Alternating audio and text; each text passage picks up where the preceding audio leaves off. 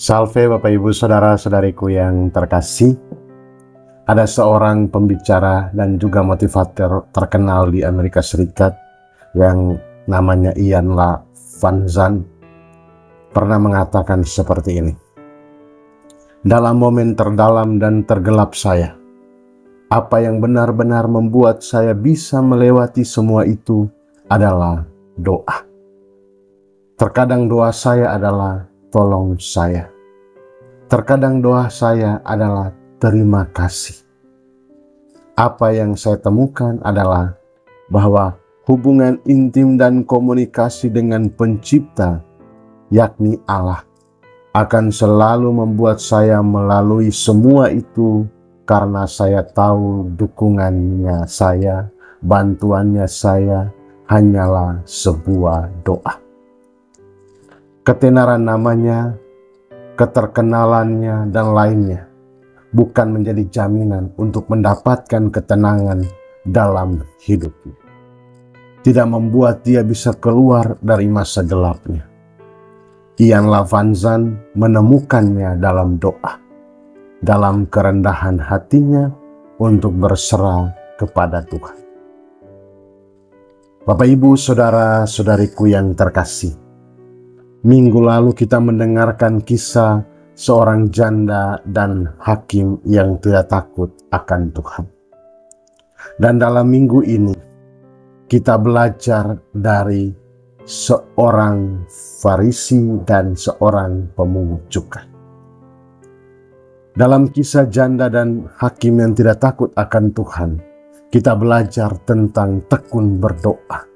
Doa dengan tidak jemu-jemu. Dan dalam kisah yang ditampilkan oleh Yesus dalam bacaan hari ini, menghantar kita semua untuk memaknai bahwa kita datang dengan kerendahan hati. Doa yang berkenan kepada Allah adalah doa yang datang dari ketulusan dan kerendahan hati. Maka di sana ada seorang Farisi yang datang berdoa di bait Allah, yang sebagaimana dalam kebiasaan dan juga keyakinan sejak Raja Salomo, bahwa orang yang berdoa di bait Allah, permohonannya, doa-doanya berkenan di hadapan Allah. Dan orang Farisi ini datang, menaikkan kepala, mengangkat muka, dan kemudian berdoa, menyampaikan seluruh kesalehan hidupnya, semua perbuatan-perbuatan baik yang dia lakukan. Tidak hanya itu, di dalam doanya juga ia membandingkan dirinya dengan orang lain. Di saat yang sama dia memegahkan diri, di saat yang sama pula dia merendahkan orang lain yang hidupnya tidak setara dengan. Dan juga dia berdiri di tengah, mungkin di antara kerumunan banyak orang yang juga datang berdoa. Sebaliknya, seorang pemungut cukai sambil memukul dirinya, sambil merasa tidak layak, dia berdiri jauh-jauh. Dengan kepala tertunduk, ia menyampaikan doanya. Ya Allah, kasihanilah aku, orang yang berdosa ini. Saudara-saudariku yang terkasih, Yesus menegaskan bahwa doa yang dibenarkan di hadapan Allah adalah doa seorang pemungut cukai. Bukan karena panjang dan pendeknya, bukan pula karena to the point atau bertele-tele, tetapi karena ia berserah kepada Allah. Doa adalah komunikasi iman dengan Allah, di mana kita berserah penuh kepada kekuasaannya dan memohon pertolongan dari Allah. Melalui doa kita memuliakan namanya dan membutuhkan pertolongan. Orang Farisi merasa sudah hebat, tidak butuh pertolongan dari Allah, tetapi butuh apresiasi dari orang-orang yang di sekitar bahwa dia adalah orang yang taat pada hukum Tuhan. Sedangkan pemungut cukai membutuhkan pertolongan Allah untuk memulihkannya, untuk membebaskannya, untuk menguduskannya. Pemungut cukai ini kemudian pulang Dan dalam kata-kata Yesus sendiri kepada banyak orang yang mendengarkannya, pemungut cukai pulang sebagai orang yang dibenarkan oleh Allah. Ia terus berdoa sampai Allah mengasihani. Dan seperti dalam Putra Sirah kita dengarkan dalam bacaan pertama, mengatakan bahwa doa orang yang tertindas didengarkan oleh Tuhan, dan doa orang miskin menembus awan. Kekuatan doa memampukan kita untuk terus memenangkan setiap pertandingan kehidupan ini. Dan Rasul Paulus dalam bacaan kedua menunjukkan kepada kita bahwa bersama dengan Allah ia mencapai garis finish atau garis akhir dengan tetap memelihara iman. Ada banyak kesulitan, ada banyak pertentangan dalam pengalaman hidup Rasul Paulus. Tetapi bersama Allah dalam doa, ia percaya akan mendapat mahkota kebenaran yang dikaruniakan oleh Tuhan pada hari ini.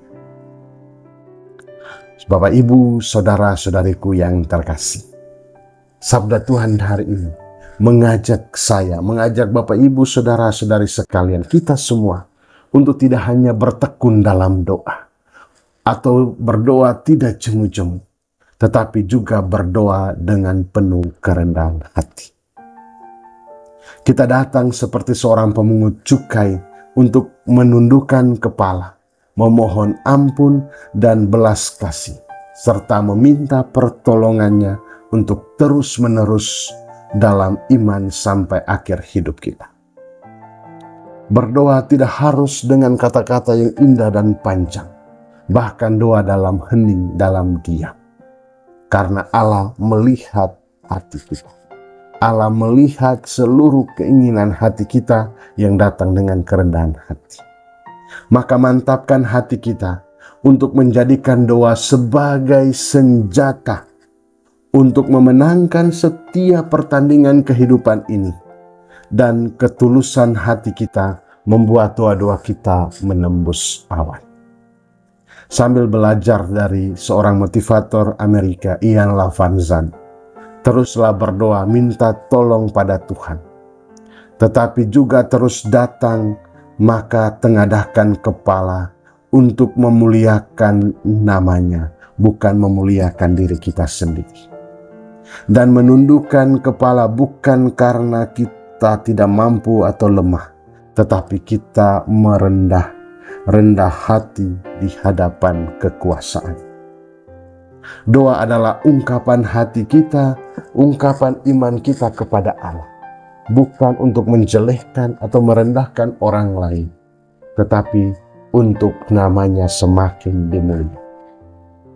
Karena itu, jika ada orang yang masih berdoa untuk menjatuhkan orang lain, atau berdoa untuk membuat celaka orang lain, berdoa dengan menjelek-jelekan orang lain, mulai sekarang bertobat. Berdoalah dengan kerendahan hati, dengan penyesalan. Berdoalah tidak hanya dengan jemu-jemu, dengan terus bertekun, tetapi juga lahir dari kedalaman hati kita. Bukan soal panjang dan pendek, tetapi soal ketulusan hati, pemberian diri, pengungkapan iman kita. Rahmat Tuhan memberkati kita semua, Bapa dan Putra dan Roh Kudus.